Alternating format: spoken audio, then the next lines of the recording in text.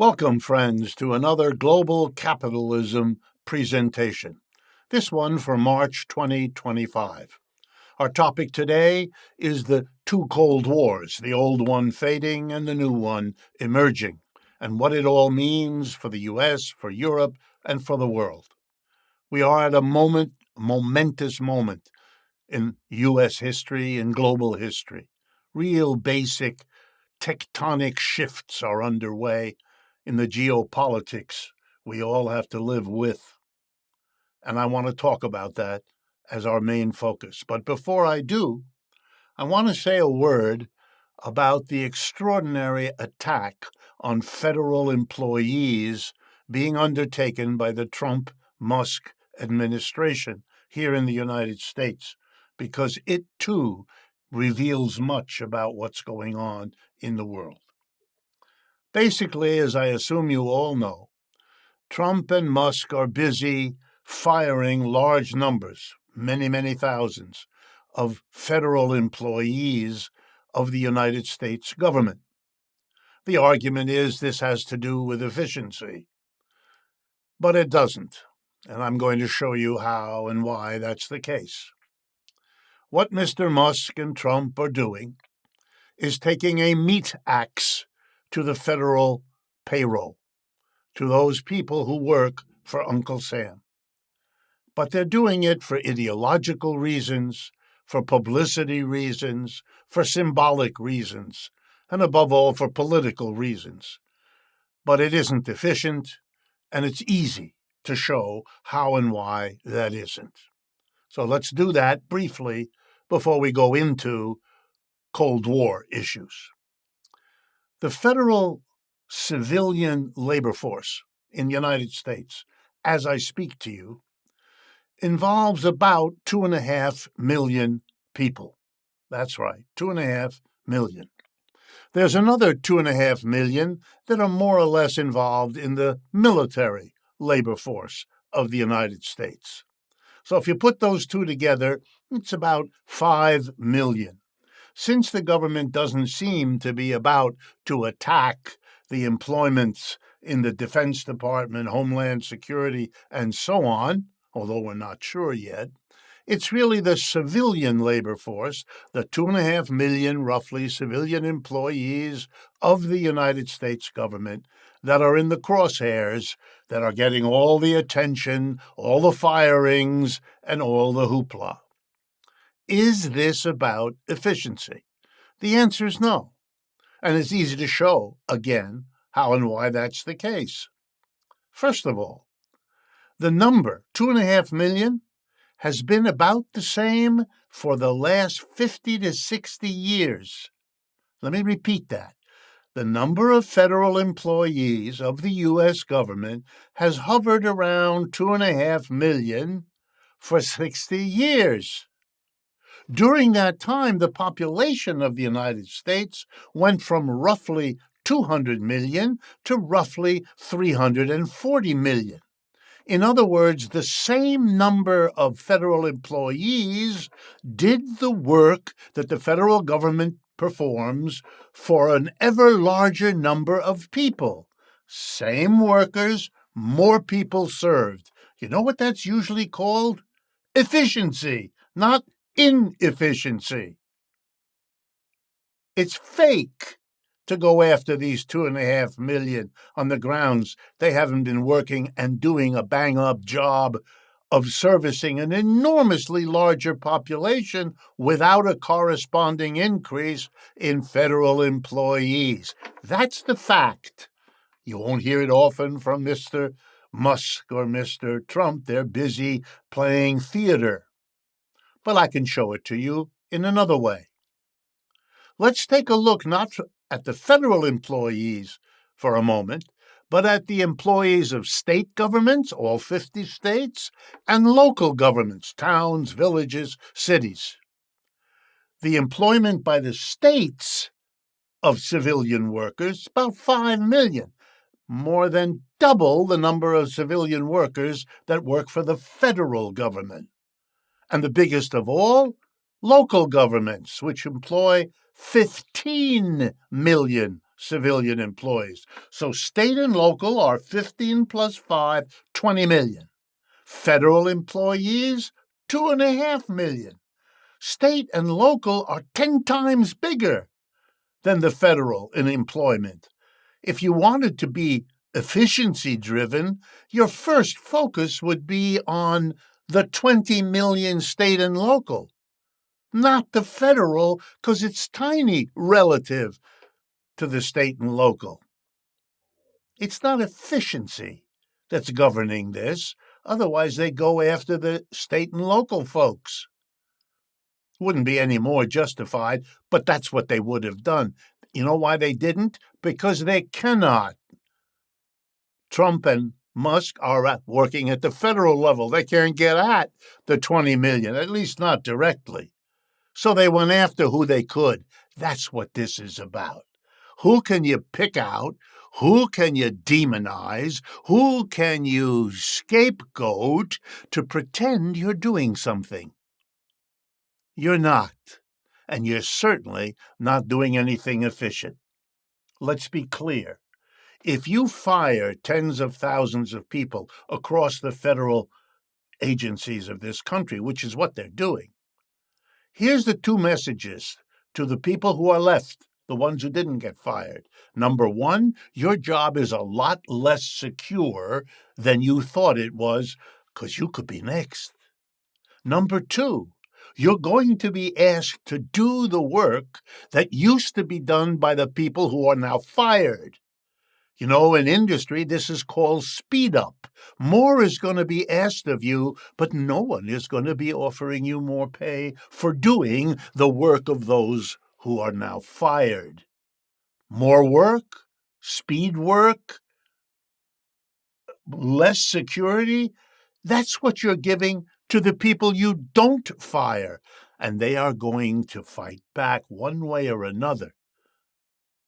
Workers always do.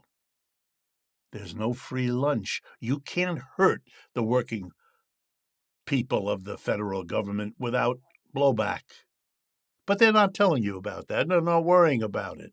And they certainly don't care about the diminished services these now insecure, overworked public employees are going to, of course, deliver to us. Friends, here's the story. It's got nothing to do with efficiency.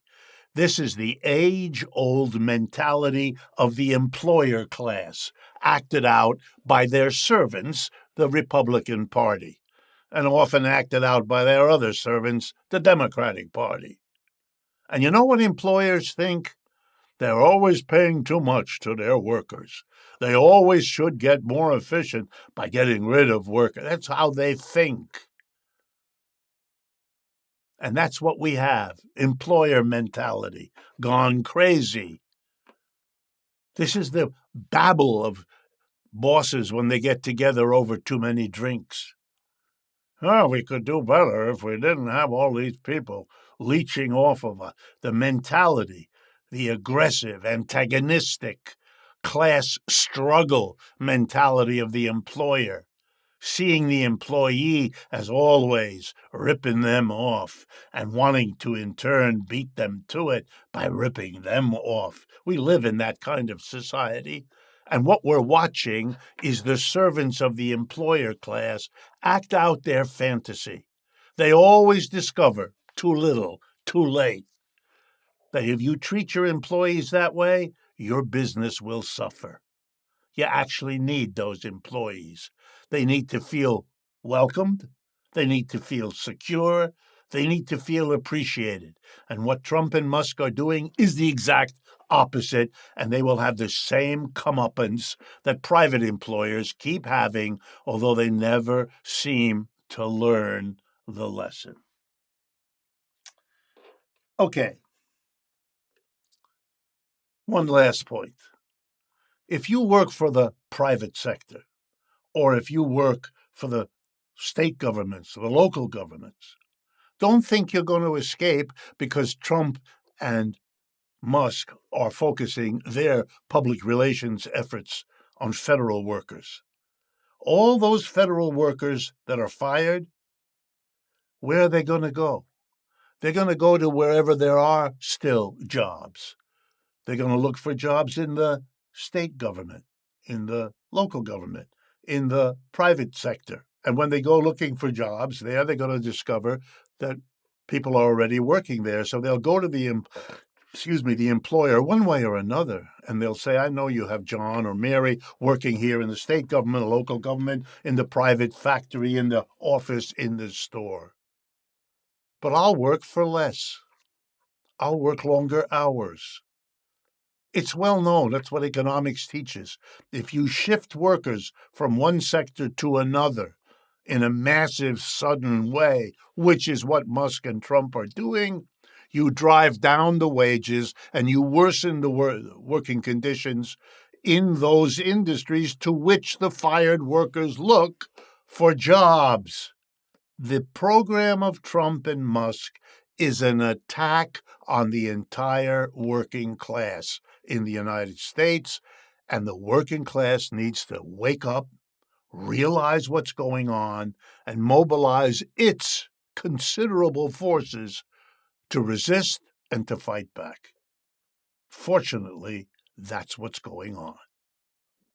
Okay, let me turn then to our major topic, the Cold War. And here we need to do, as we often need to do, a little history to make sure we understand what's going on. By Cold War, I simply mean the state of hostilities between the United States and its allies on the one hand, and the Soviet Union and its allies on the other hand. That runs roughly from the late 1940s, when it begins, to 1989-90, when the Soviet Union implodes and the Cold War comes to an end. It trickled on in ways I will describe in a moment, but those are the basic half a century, long time, 50-odd years. In that time, the Cold War was led and organized by the United States. That made sense because it was the most powerful nation in the world at that time.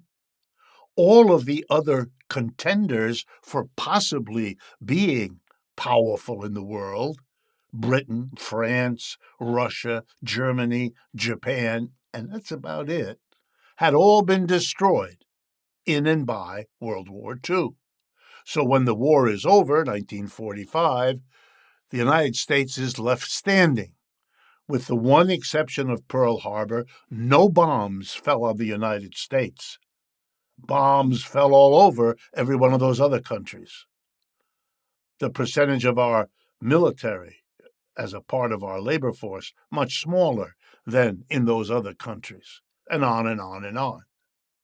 So the United States was in a position to shape the larger world that was much more powerful and much greater than any other country had. And the United States decided, as the dominant power, to do all kinds of things, to set up global institutions like the International Monetary Fund or the World Bank, which were heavily under the control of the United States, as they still are. The United States was in a position to make its own currency, the dollar, the world currency, which it was, and in many ways still is. The United States was able to dictate militarily to the rest of the world, which it did by developing the largest arsenal of nuclear weapons and 700 more than military bases around the world, particularly focused on ringing the Soviet Union, which the United States declared was its enemy. Which, by the way, had to be done because in World War II, from 1940 to 1945, Soviet Union was the ally of the United States, not the enemy. American and Soviet troops worked together to fight and defeat the German and the Japanese troops in that war. So you had to switch, which the United States did. And the Cold War enemy, the Soviet Union, and the bloc of countries called Eastern Europe, from Poland in the north to Bulgaria in the south, Warsaw Pact, if you like, that was the other side of that Cold War. Now, why did the United States do that?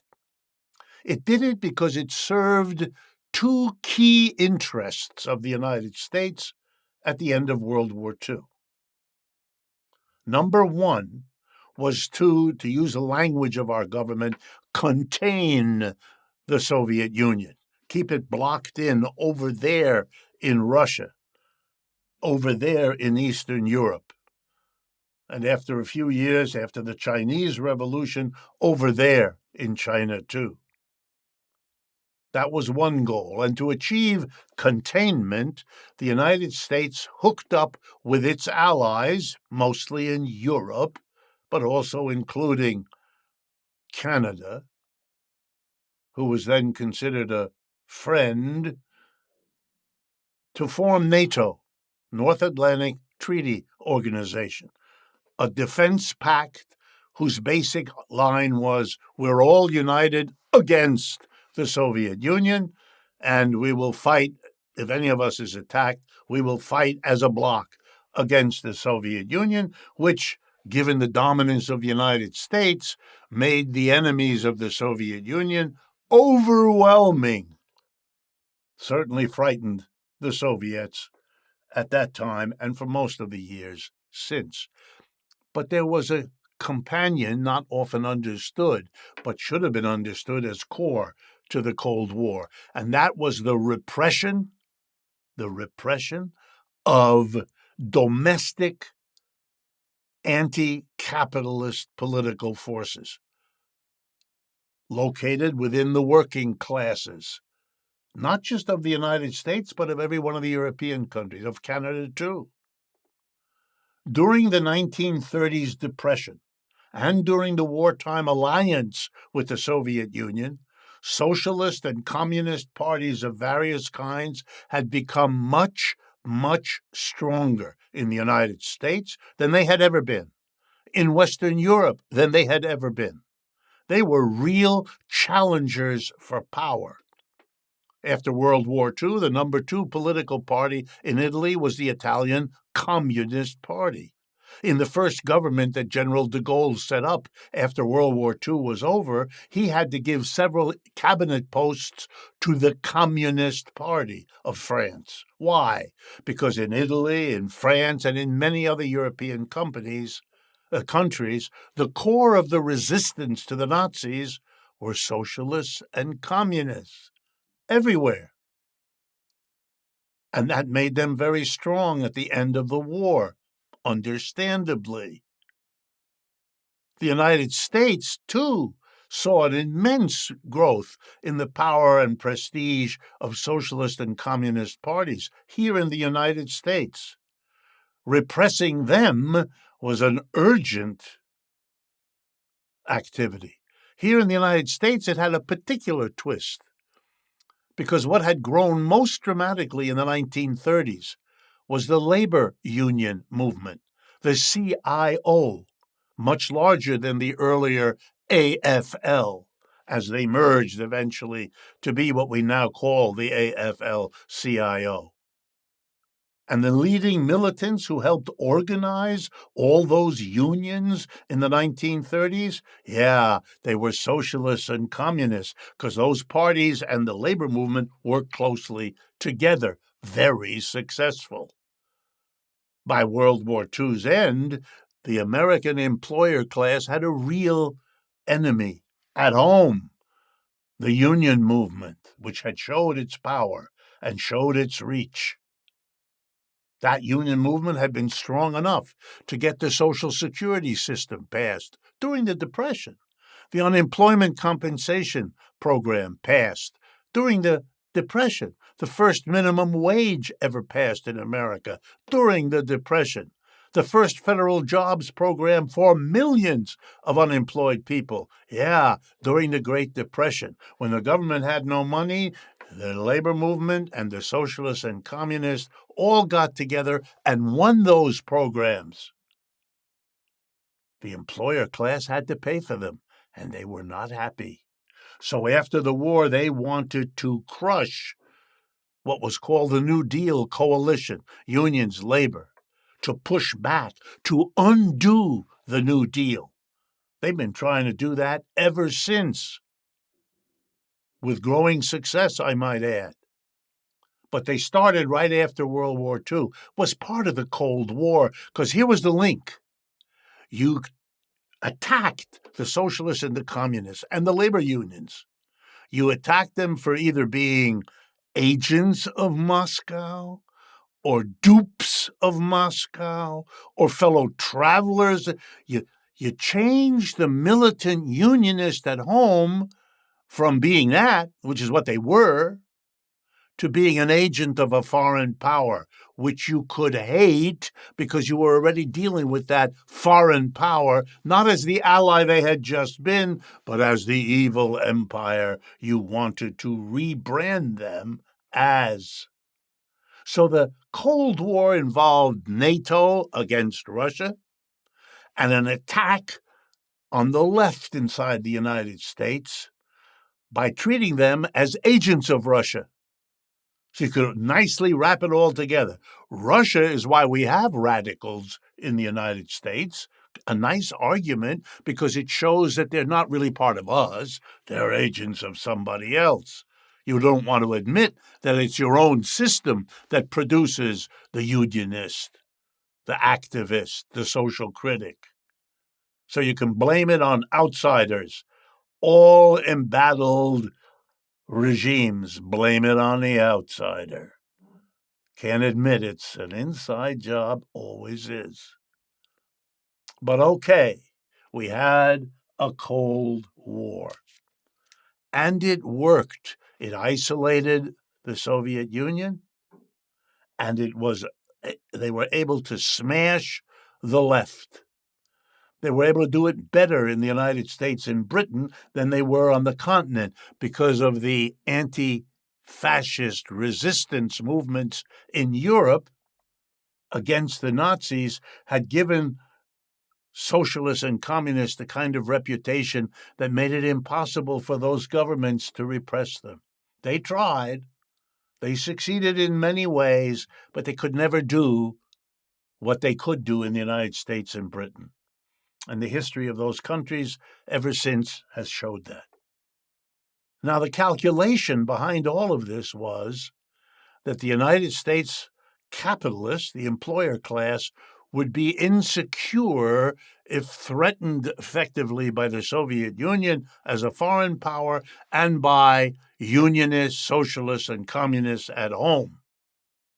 And so here was a twin-pronged attack, but it had one more purpose.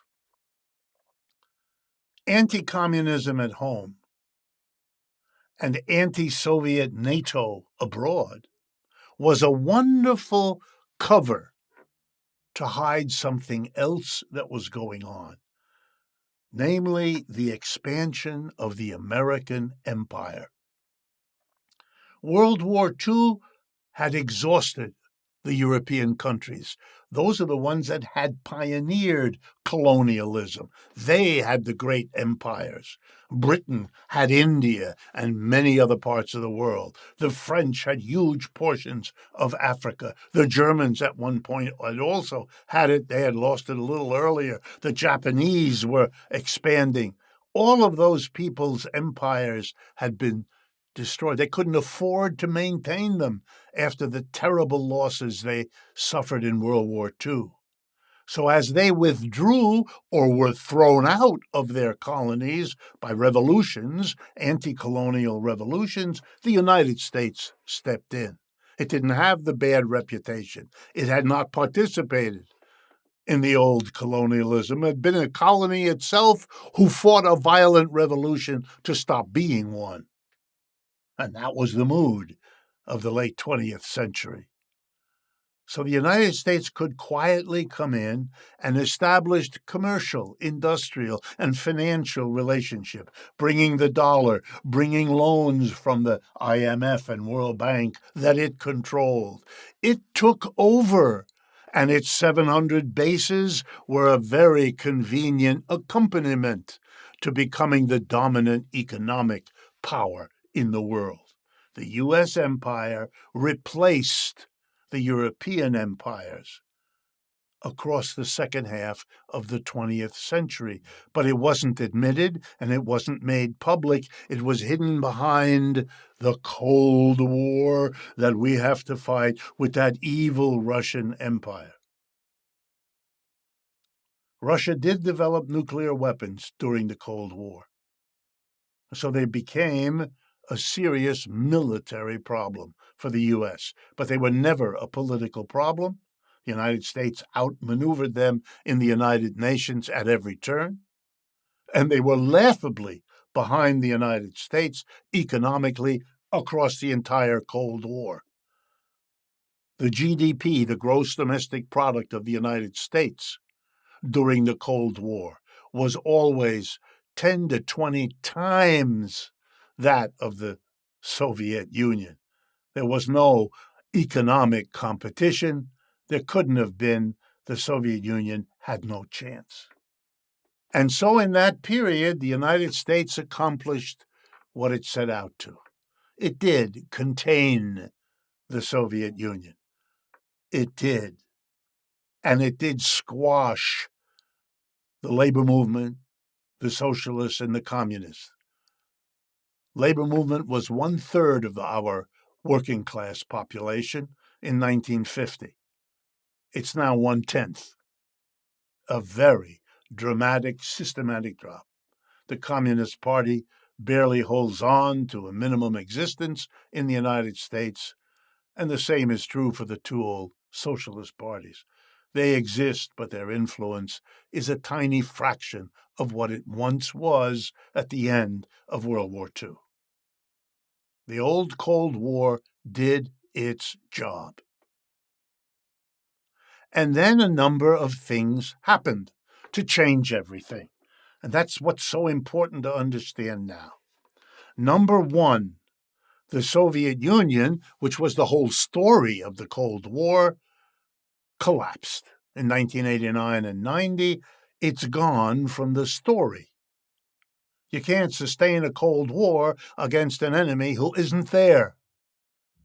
The Soviet Union went through a crisis period lasting several years, during which it gave up its socialist or communist characters and became another capitalist country.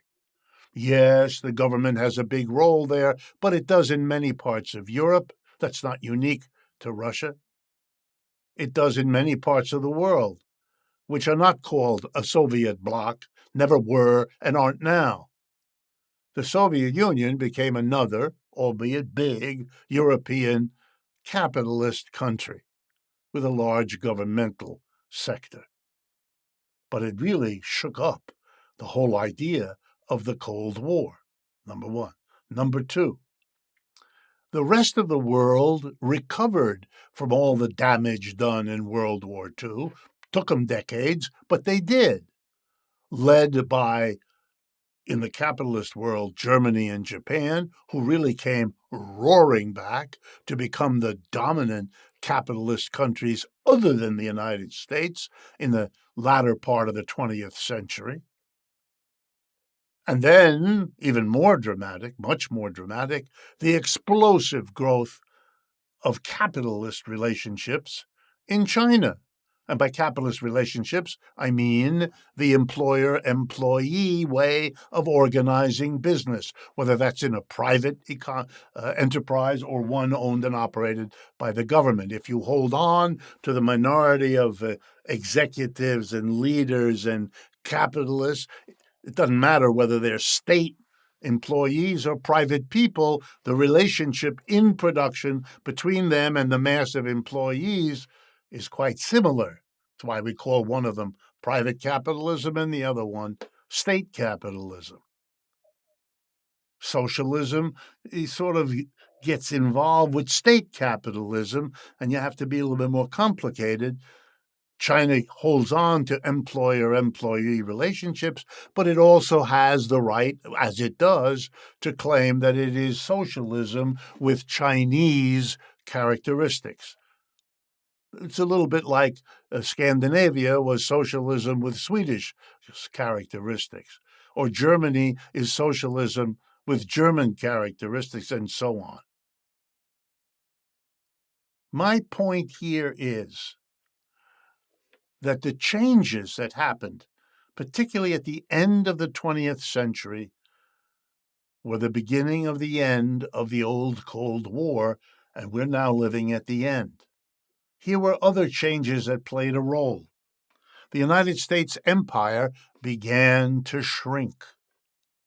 Its place was taken, particularly in the last few years, by the rising economic power, strength, and wealth of China. For the first time in a century, the United States has a major economic competitor. The Soviet Union never was. China is. And China, with its allies, the BRICS, is extremely formidable. It's a richer bloc than the United States and its major allies, Germany, Britain, France, Italy, Canada, and Japan, the so-called G7. They are a smaller economic unit than China and its BRICS allies. And the whole world is now adjusting to the change. The end of the dominance of the United States. It itself, the United States, cannot afford the cost of its shrinking empire. It tried to hold on in Vietnam. It was defeated. It tried to hold on in Afghanistan. It was defeated. It tried to hold on in Iraq. It was defeated. The war in Ukraine is a process of defeating the United States. It isn't, therefore, all that surprising that you would eventually see a political movement in the United States, Trump, saying, let's cut our losses. We cannot do it. We cannot maintain an empire against what's happening in the rest of the world. We can't do it militarily, even though we remain the strongest military force. Our opponents, now Russia and China together, are really a serious opponent across the board. And we've solidified their alliance by trying in Ukraine to break it up. Didn't work. Had the opposite effect, strengthening that side of the divide. And Mr. Trump is withdrawing from Ukraine, withdrawing from NATO, hemming and hawing along the way, frightening the Europeans who entrusted their defense to the United States' overwhelming dominance, having misunderstood, as American leaders did, that empires that go up like that also come down. That the country that's dominant at one point isn't at another, and you'd be hitching your wagon to possibly the wrong horse. The Europeans are discovering, shocked, frightened, that's them. The United States is pulling out. The cost-benefit analysis about all those military bases, all those war efforts, they can't do it. As it is, they've been paying for those wars and paying for their defense establishment by borrowing money. The debt of the United States relative to the GDP of the United States is now worse than all of Europe. They didn't have to borrow for their defense. We did that. And we got a lot of benefits here in the United States. The government pumping all this money, tax money, borrowed money to sustain the military, boosted the American economy. Came to be known in economic circles as military Keynesianism, which is exactly what it was. But it's over now. The empire is shrinking, and there is no sign anywhere that it's going to come back, other than in the wild statements of Mr. Trump.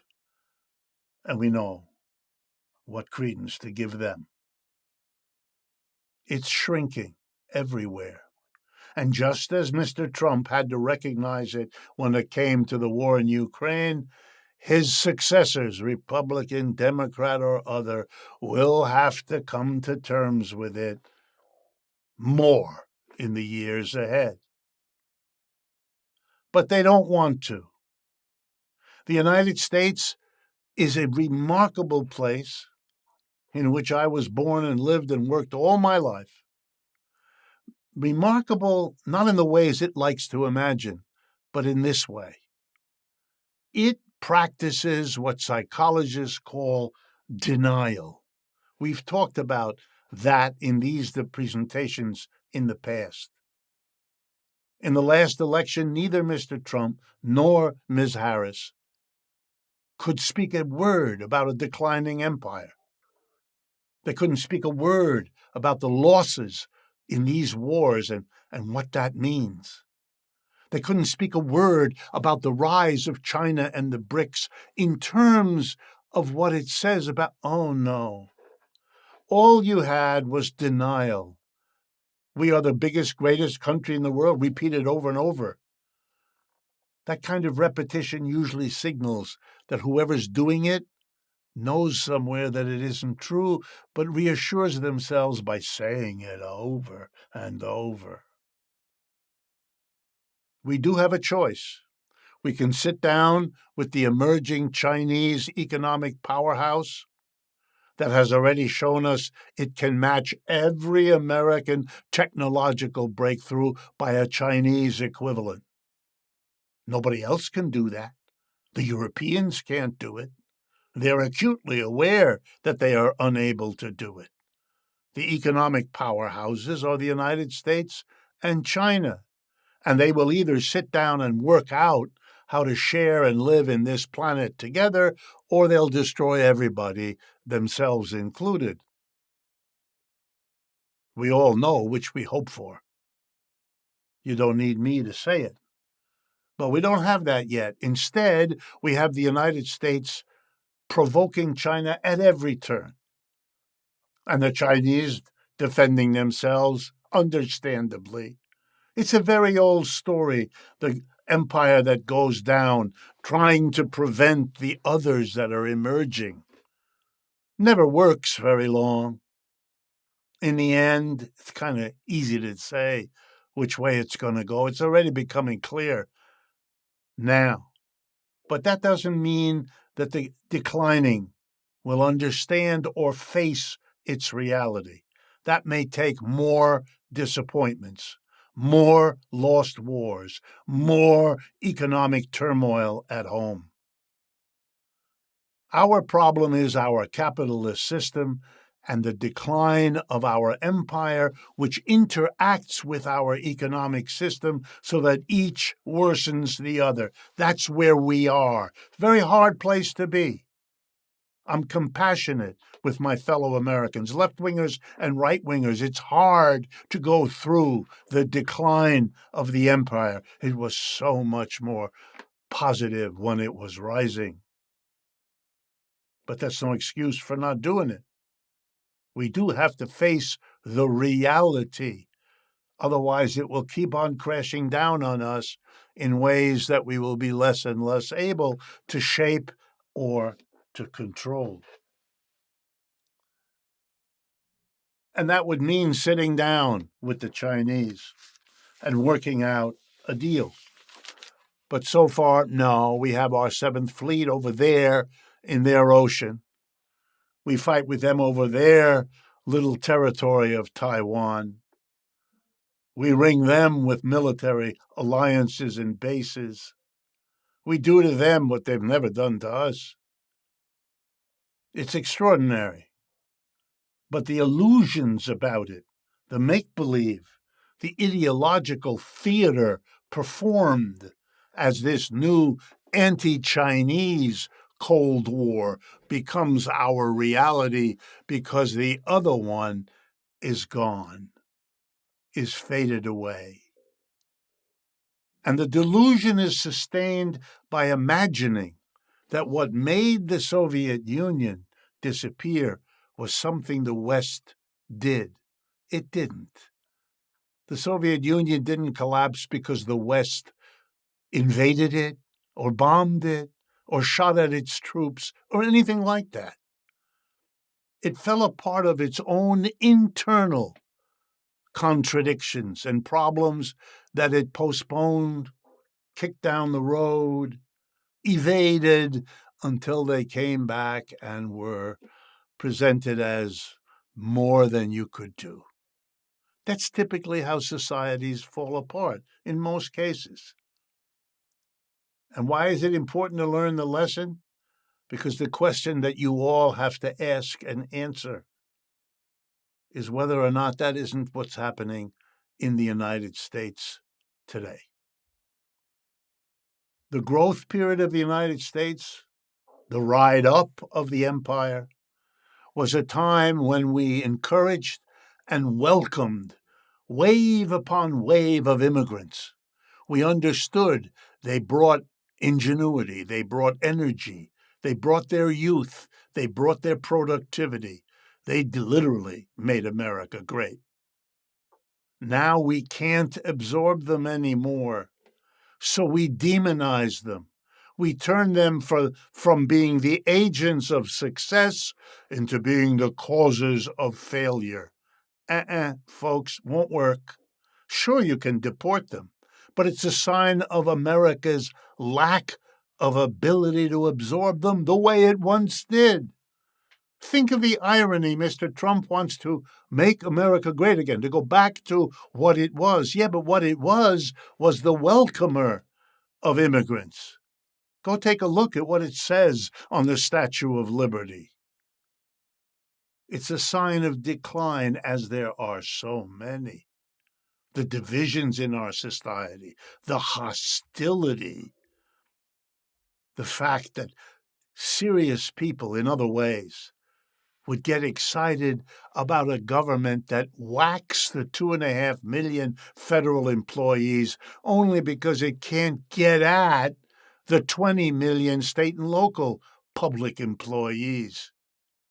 Has to pretend it's doing everything for efficiency. No, it isn't. The corporate sector's in trouble in America and would like to enjoy tax cuts of the sort Mr. Trump gave them back in 2017. But those are supposed to expire this year, and they would have to because the government's broke. Oh, no, we'll save money by whacking federal employees. What an interesting idea. The people who had the least to do with the difficulties of the American empire are the victims of its decline. They won't continue to accept that. May take a while, but they won't. Mr. Trump is an anti-working class leader. He is carrying out what generations of employers have convinced themselves to believe. We can do with less workers than we have. We can pay less. We can do this. You can't. You pay a price. You can't do it. You can't make fewer and fewer workers do the same amount of work. They will find ways to block it, it's childish.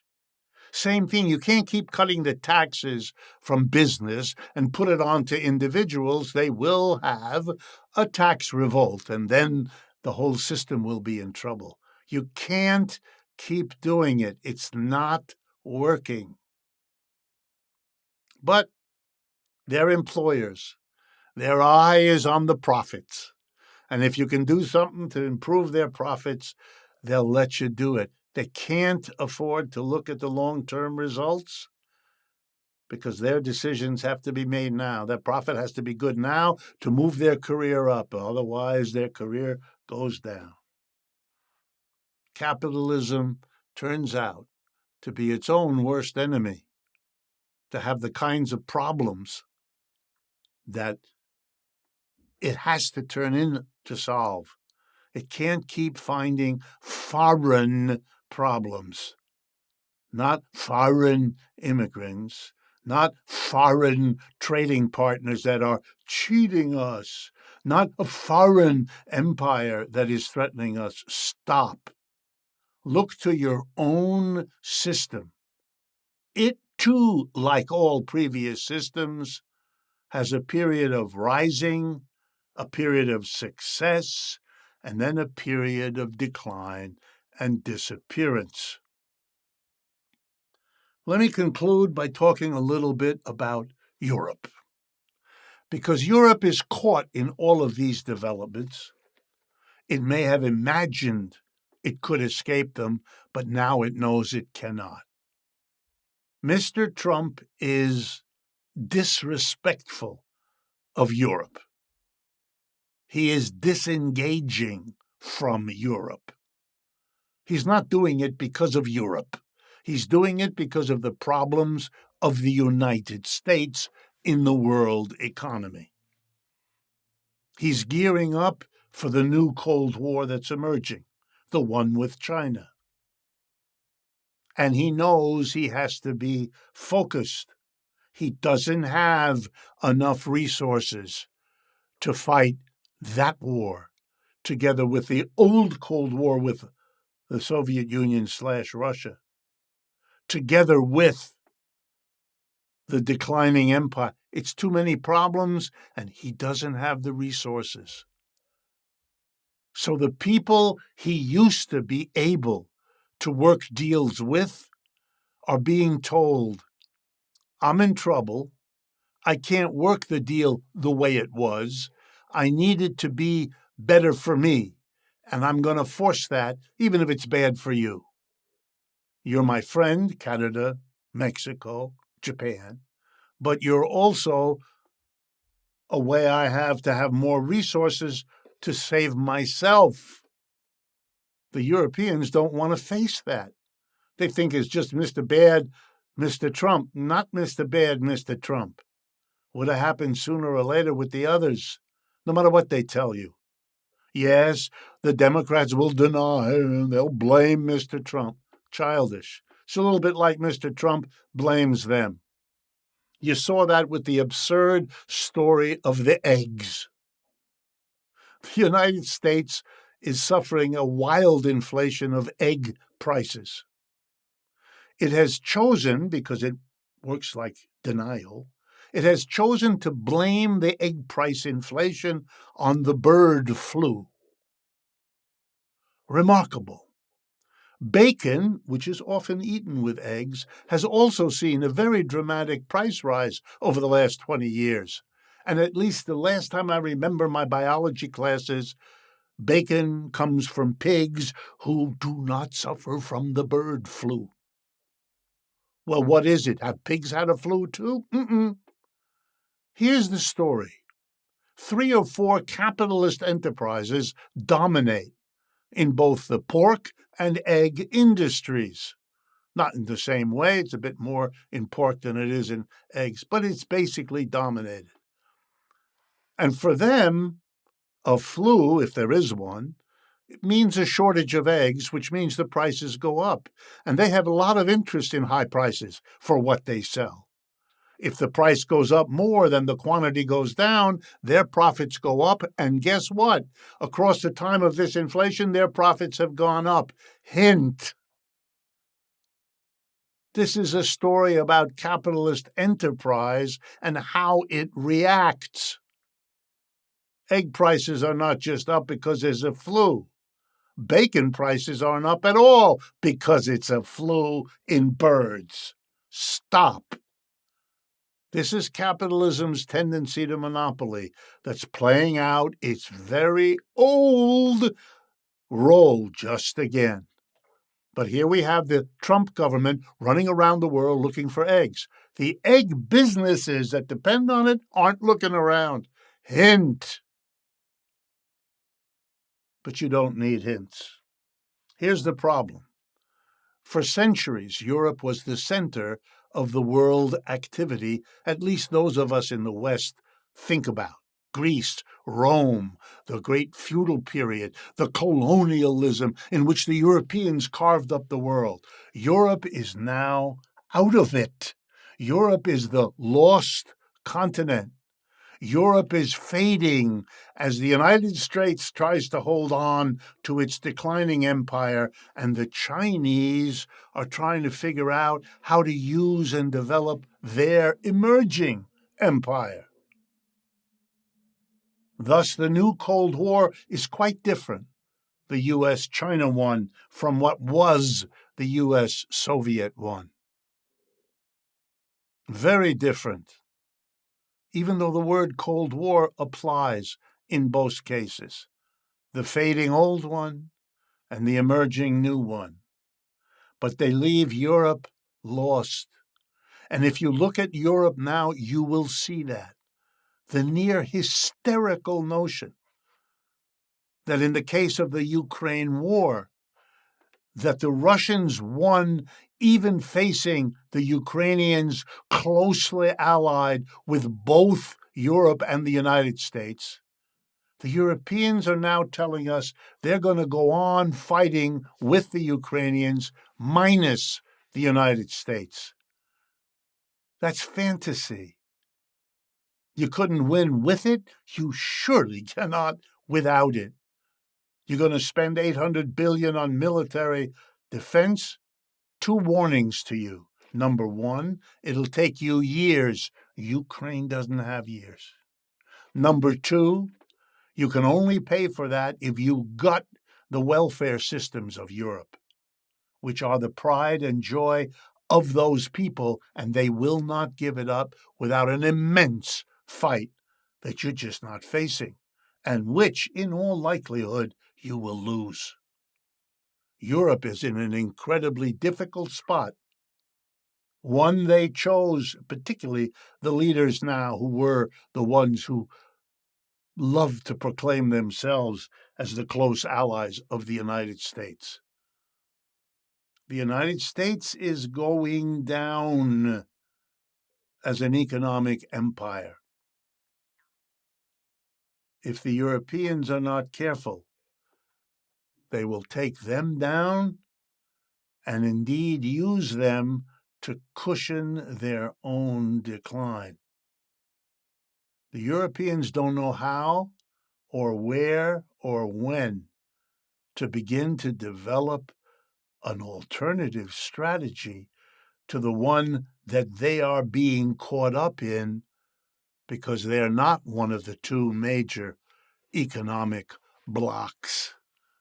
The United States is showing it's willing to take its chances alone, using up the resources they used to share with Europe, more confident that they can make it without those alliances than with them.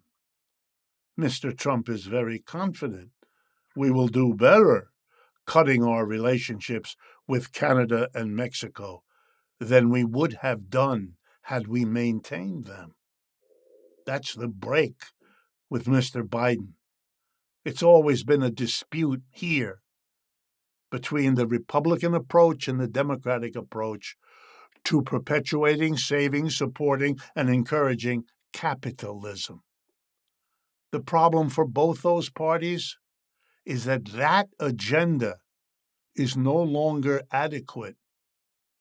They are faced with problems deeper than they're willing to admit, and therefore deeper than they're willing to address.